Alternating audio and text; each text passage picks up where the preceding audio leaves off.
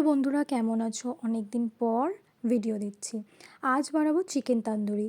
তোমরা দেখতে থাকো কিভাবে চিকেন তান্দুরিটা বানাচ্ছি। প্রথমত নুন, লেবু, আদা, রসুন এই 4টে জিনিস দিয়ে কিছুক্ষণ ম্যারিনেট করে রেখে দেবো। আসলে কি বলো তো, অনেক দিন ভিডিও পোস্ট করতে পারিনি কারণ আমি অনেকটাই ব্যস্ত ছিলাম। তোমরা দেখতে থাকো।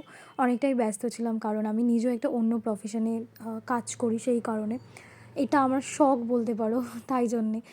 দেখো এইভাবে ভালো করে মেখে নিতে হবে যাতে ভেতরে ভেতরে ঢোকে মাংসটার।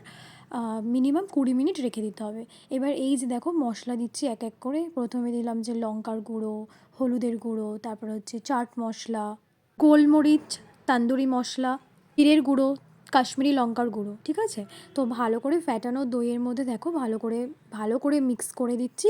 করার পর এইভাবেই তোমাদেরকে ভালো করে মাংসটা মাখিয়ে নিতে হবে যাতে ভেতরে ভেতরে মশলাটা ঢোকে।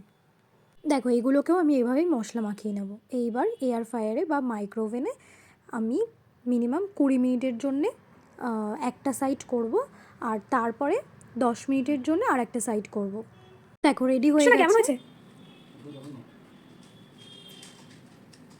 পিপি দারুণ হয়েছে।